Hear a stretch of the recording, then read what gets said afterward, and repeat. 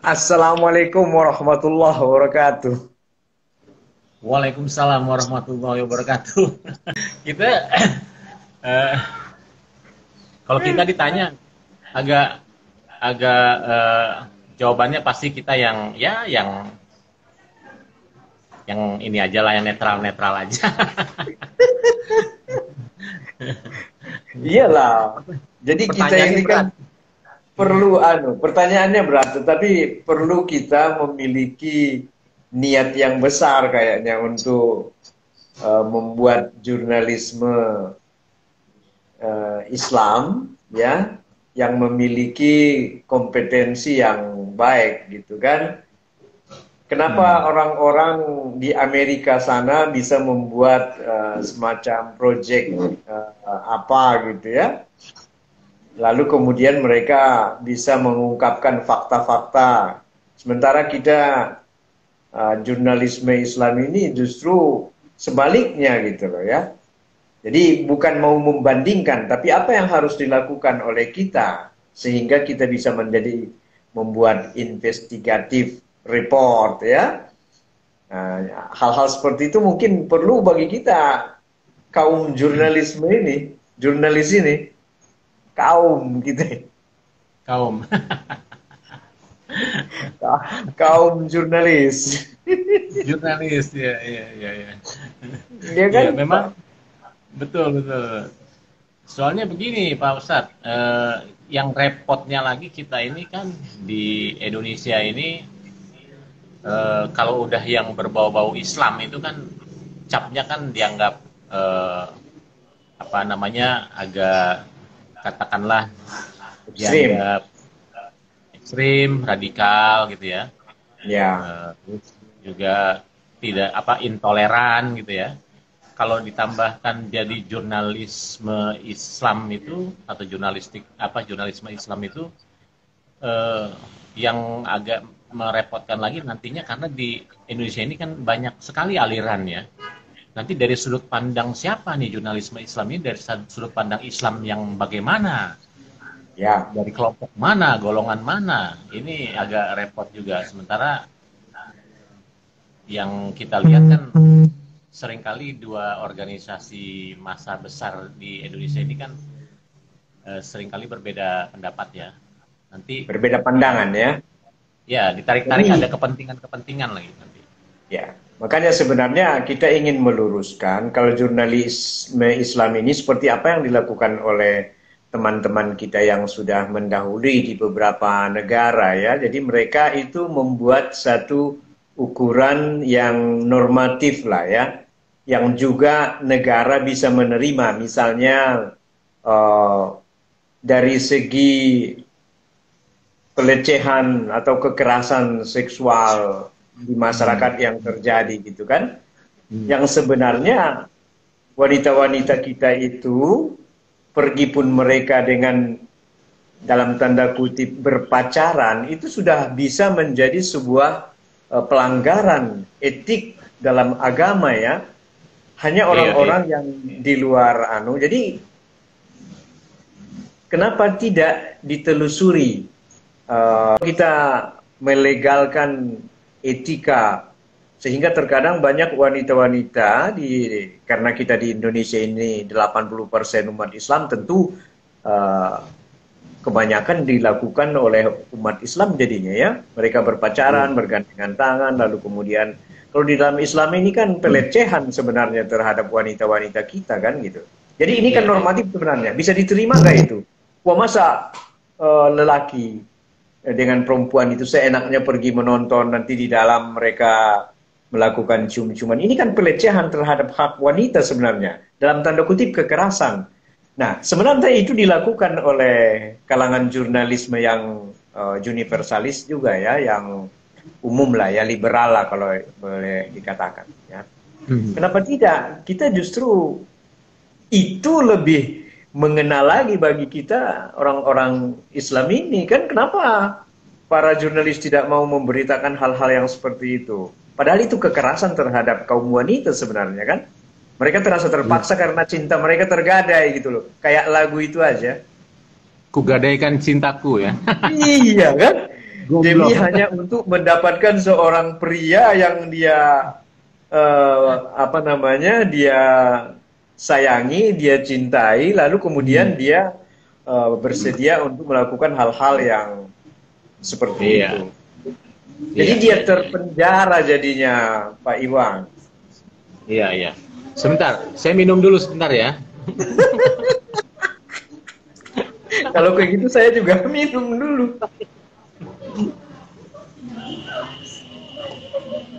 Ya, kita Jadi bincang yang sebenarnya, seperti ini, bincang santai ya, seperti ini, saya pikir walaupun isinya seperti bercanda, tetapi kalau orang menyiasati ungkapan kita itu harus jadi pemikiran bagi mereka sebenarnya.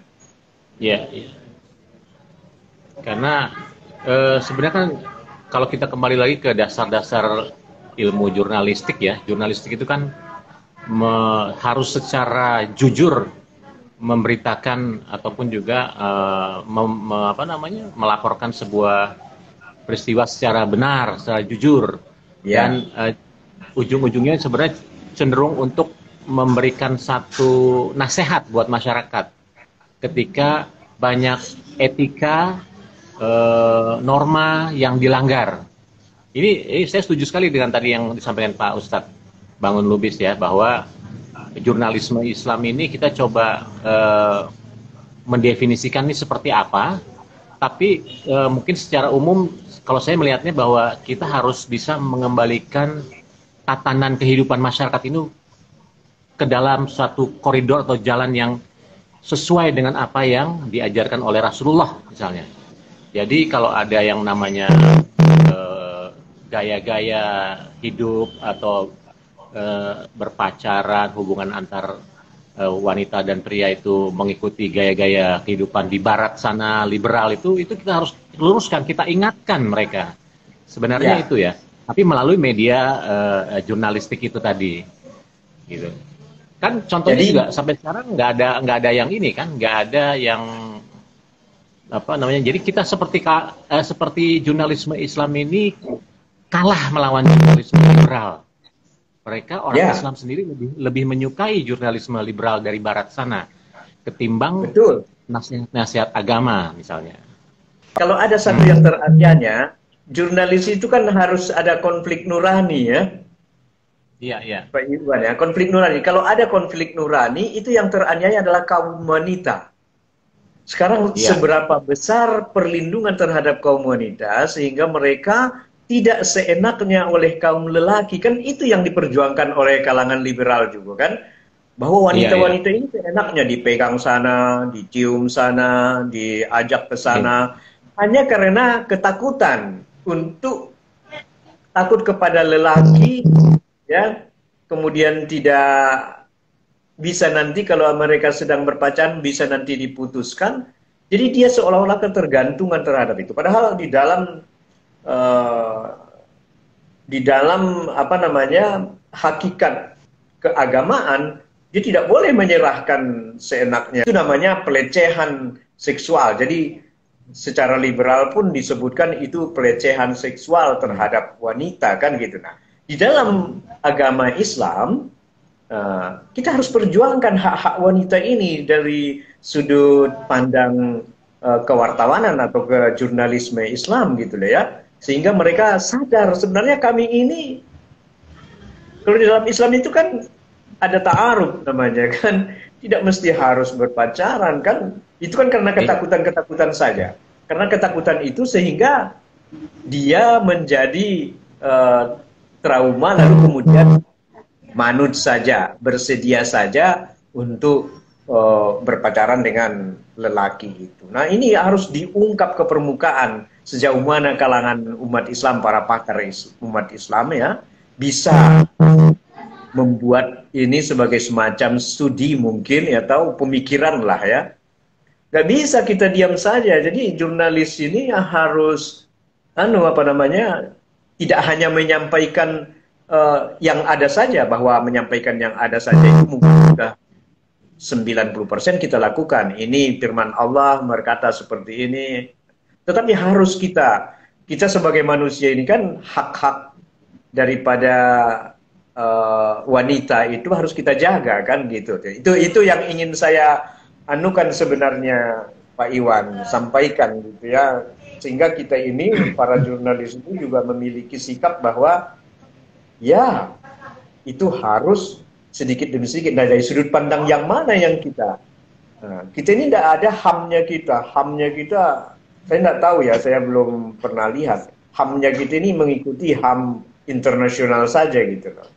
Dan ketepatan sama dengan umat Islam, keinginan mereka itu bahwa itu terjadi dalam konflik nurani umat Islam juga, itu aja yang persamaannya. Tetapi kan kita harus punya visi tersendiri kan gitu. Pandanganku seperti itu Pak Iwan. Apa perlu nggak ini Pak Ustadz, Bang Lubis, kita membentuk semacam, ya mungkin ini tidak resmi ya, semacam polisi moral atau yang apa namanya ada kaitannya dengan agama, ketika ada pasang muda-mudi itu berpacaran di tempat umum, polisi moral ini ya saya nggak tahu nanti bentuknya seperti apa ya, pakai seragam atau apa, tapi mereka mendatangi dan memberi nasihat gitu loh, memberi nasihat kepada pasangan tersebut untuk agar mereka terhindar dari hal-hal yang tidak baik gitu loh. Perlu nggak dibuatkan seperti itu? Perlu, saya pikir perlu. Bahkan seringkali sekarang ini video, jangankan dari Eropa Barat saja ya, dari Cina pun ada video-video yang menyuguhkan sentuhan nurani ya, supaya orang mau bersedekah, supaya orang mau apa. Tapi itu dipoles semuanya dengan cara-cara masih umum, ya, masih universal. Nah, di dalam konteks umat Islam juga sebenarnya kehidupan sehari-hari juga seperti itu. Kita bikin videonya nanti, salah satu ya, ini salah satu bentuknya, kita bikin video itu bahwa kalau laki-laki datang memegang tangan wanita, tunggu dulu gitu. Apa alasan engkau memegang aku? Karena di dalam apa namanya agamaku tidak boleh sembarangan. Jadi wanita itu sangat mulia ya kan gitu ya, mutiara bagi umat Islam wanita itu kan gitu ya. Ingin harkat mereka ini. Jadi tidak hanya kaum liberalisme saja yang bisa mengapakan ya, mengangkat derajat mereka. Justru umat Islam ini harus lebih harusnya, bahwa itu sebenarnya banyak yang kena di situ. Itu zina, itu pelecehan, itu tidak menghargai hak azazi wanita gitu ya. Saya pikir harus ada organisasi non formal yang kita buat nanti sama-sama ya, sehingga ya marilah kita ajak teman-teman kita mungkin yang peduli terhadap kondisi-kondisi tidak hanya wanita. Kita mudah-mudahan ada di belakang kita ini orang yang bisa mendengarkan gitu ya. Iya benar. Ya bagus sekali itu kalau ada wadah yang bisa saling bertukar pikiran, informasi, dan ujung-ujungnya kita bisa eksekusi untuk membuat satu bentuknya mungkin bisa dalam bentuk film atau iklan layanan masyarakat atau seperti apa agar masyarakat tergugah gitu ya. Karena kalau cuma sekedar dari himbauan dari kata-kata tanpa ada contoh visual, kadang-kadang mereka juga lupa, nggak ingat, dan nggak tertanam di benak mereka. Ya, dan itu bukan hanya kerjaan orang-orang pendakwah atau LSM saja. Itu adalah juga kerjaan daripada wartawan atau jurnalis. Pak Iwan harus menggagas itu, lalu kemudian mengajak teman 1-2 orang ya di Jakarta ya, walaupun kita lewat video, lewat daring atau lewat WA nanti bisa merumuskan itu. Saya pikir masing-masing memberikan masukan. Mungkin nanti saya di sini juga ada kawan saya, sahabat saya itu namanya Emil Rosmali. Ya mungkin dia akan mau tampil di dalam hal-hal yang seperti itu ya. Kita follow up selanjutnya, apa aksi selanjutnya nih ya, mudah-mudahan bisa kita konkretkan lah dalam bentuk action ya.